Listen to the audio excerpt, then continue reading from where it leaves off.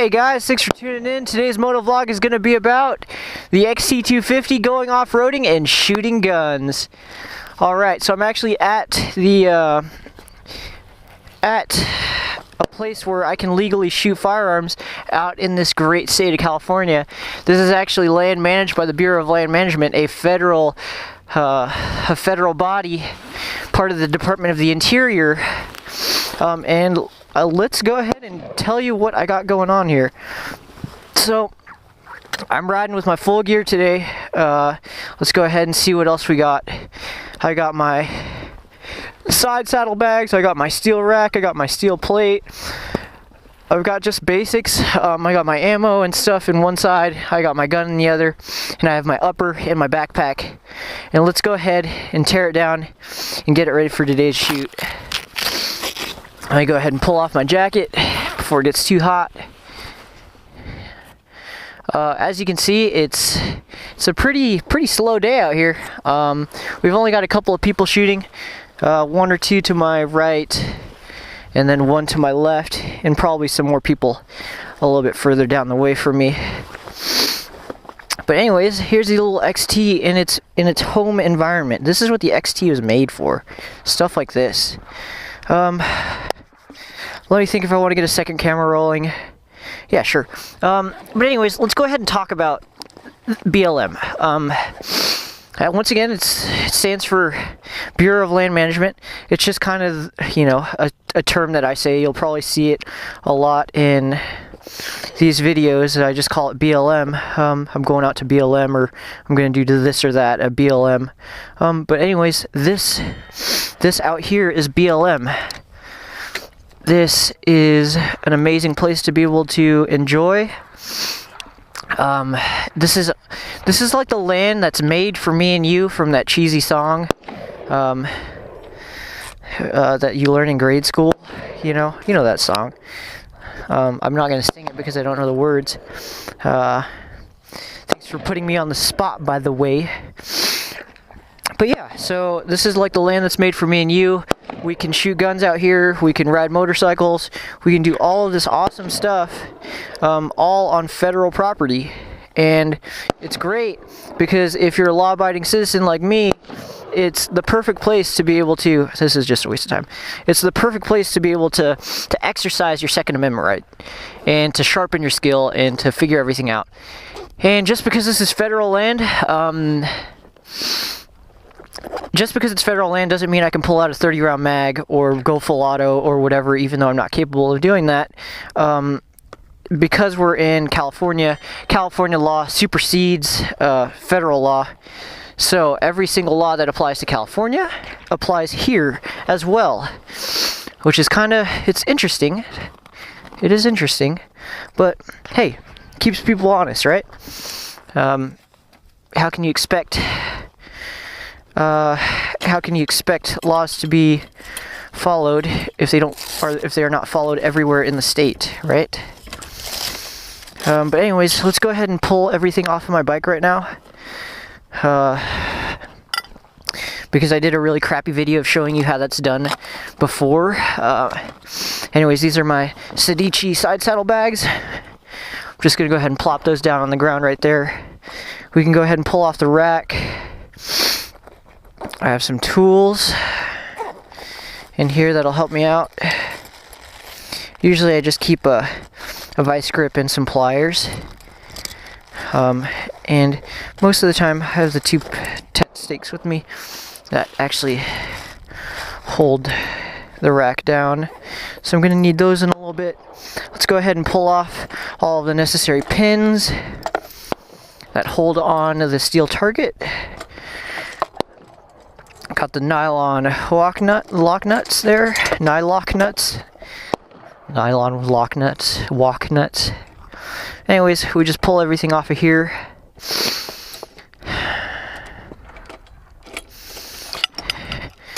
This is just all extra hardware. Everything on the system is like a contingency for something else.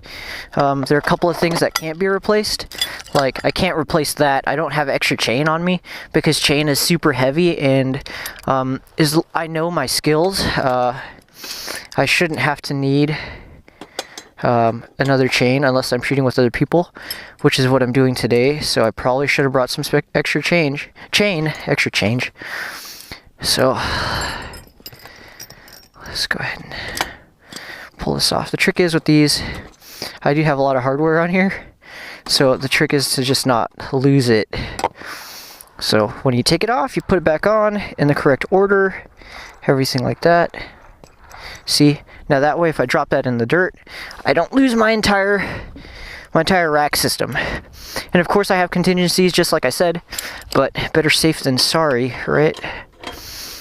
Anyways, this is the kind of the tricky part because I can get really burned here.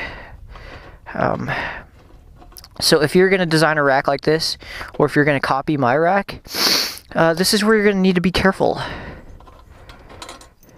Of course, I shouldn't have to say that, but this being the 21st century, and people being as dumb as they are, you never know what can happen. Anyways, my rack is almost off already, so just go ahead and put that up there. Go ahead and put my tools back where they belong, because I don't want to lose those. I'm going to put away any extra hardware that I don't need. So I don't need these nylock nuts and their corresponding bolts. So I'm going to go ahead and toss that in there. I don't need these, so I'm going to toss those in there. I will need these two, but I'm going to go ahead and use this one along with this. Actually, let's just go ahead and we'll keep both of them out. I'm going to need these tent stakes as well. So now that I want to take this apart, I have these two pins, more pins. And then what I can do is just go ahead and pull this off. Pull this other one off. I should have put my gloves on, that's what I should have done. And this is pretty much just going to be, I don't know if I'm going to just make it a rack video, but that's the entire system right there. Let me go ahead and find my gloves. Oh, I hope I brought my gloves. Oh, so they're in my backpack. Here we go.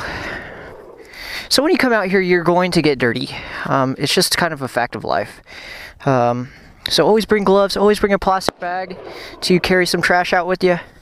Pack in what you pack out what you pack in. And then let's go ahead and put this together. So you guys have already seen this, how this goes together, but I'll just show you one more time. What you do, you just slot that part into there, you slot the other leg in, and then go ahead and put these pins through. Oh, sometimes one of the legs isn't going far enough. There you go. And then, now that I have both of the pins, this should be a lot better. That just goes into there.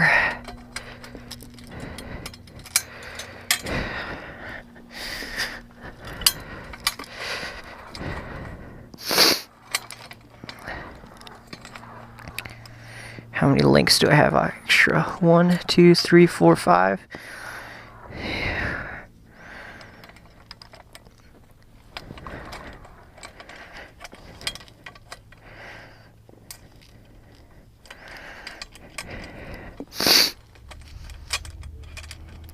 Alright, so there we go. That's all ready to go.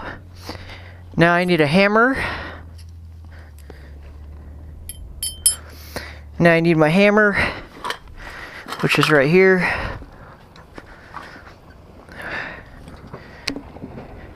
Always wave to people when you're out here. Be friendly. But yeah, now we wait. This is the waiting game. What I could do is I could go ahead and assemble my AR.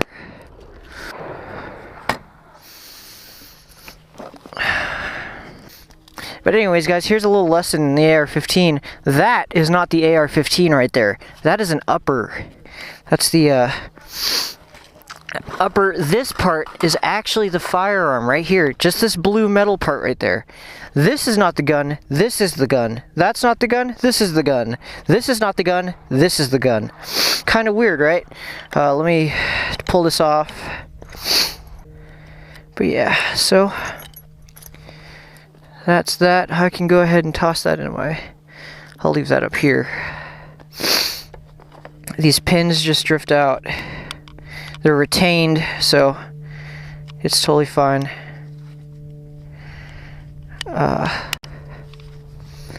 The top part fits onto there. You just pin it all together, and there you go. Now you have a fully assembled AR-15. There you go, ready to go. Hopefully my batteries work, because I didn't check them because I'm a dummy, but that's why I have backup iron sights. Hey, is it alright if I go out? Alright. But anyways, it's always good to ask, like, hey, is it okay if is the range cold? Can I go ahead and step out? Can I do this and that? Because you never want to get shot. Like, usually, 95% of the time, I am wearing a bulletproof vest when I'm out here. I have AR-500 steel plates that I carry on my chest and in the back of my vest, and usually I kind of rely on those for peace of mind and safety. But if I don't have those, I feel like today I feel like super vulnerable. Alright, there you go. I'm pretty much ready to shoot. I just have to switch hats, put on my actual ball cap, and then go ahead and get to shooting. But anyways, guys, I'll check back with you when I put this GoPro onto my baseball cap.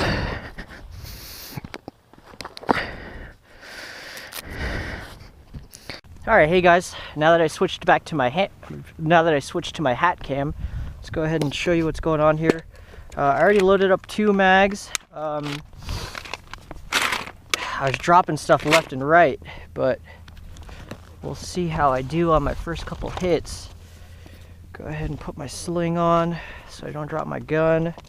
Speaking of dropping things, when you do drop something, when you're out doing stuff like this, you have to remember to pick it up immediately, because if you don't, that's how bad things happen to good people.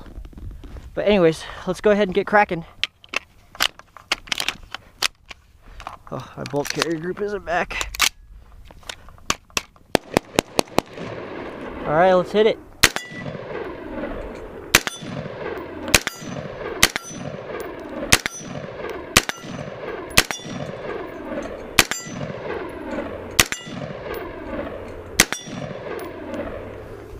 There you go, pretty good warm up. Put the gun on safe there. Now that I've unloaded my magazine, what the state of California says I have to do is I have to have a bullet button on here. I cannot pull this magazine out without a tool of some sort or some sort of device to press that button. Now I can go ahead and pull that magazine out. And they think that that is pretty much, that's even too dangerous for people. So they went ahead and outlawed that as well. So now this gun is essentially going to be an assault weapon. I'm going to have to register it as one, even though this is not a fully capable AR-15. It's like kind of like the training wheels version of an AR-15, which is kind of silly, but you know, it is what it is. I mean, I'm not going to fight with the laws, and I'm definitely not going to disregard the laws, because hey, I love this country and I love this state, many parts of the state, so why would I want to jeopardize that? Let's see how this tool shoots. Last time I shot this, I had a lot of issues.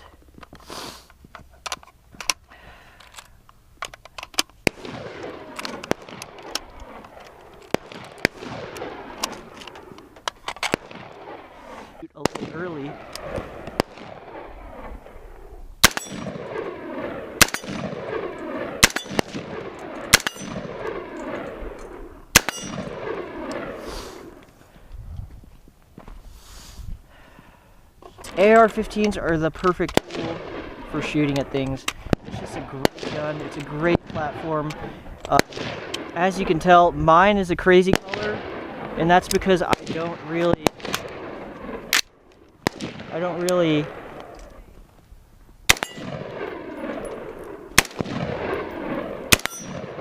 believe in the whole black rifle scare. Dang it. I don't believe in the black rifle scare. So I painted mine a crazy color so people aren't afraid of my gun. And for the most part it's worked, because it doesn't look menacing at all. It looks like a Nerf gun, but it's not a Nerf gun. It's definitely not a Nerf gun.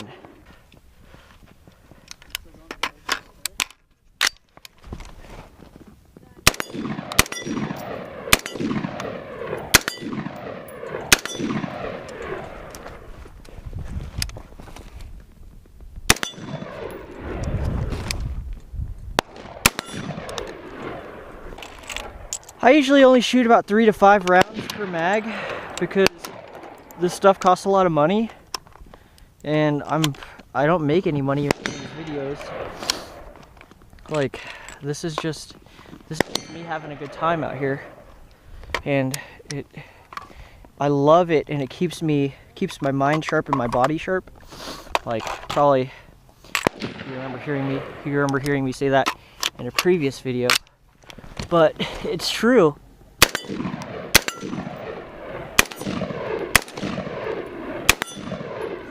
It's true. There's no better way to blow off some steam than shooting your gun. As redneck as that sounds. But it is true.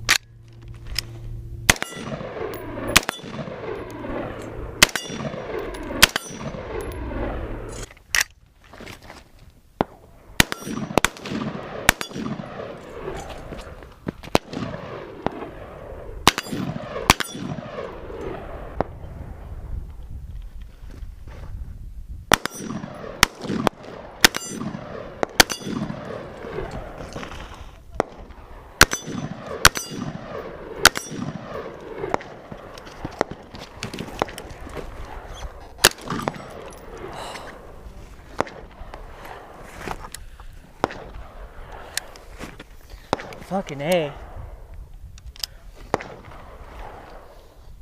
That was dumb.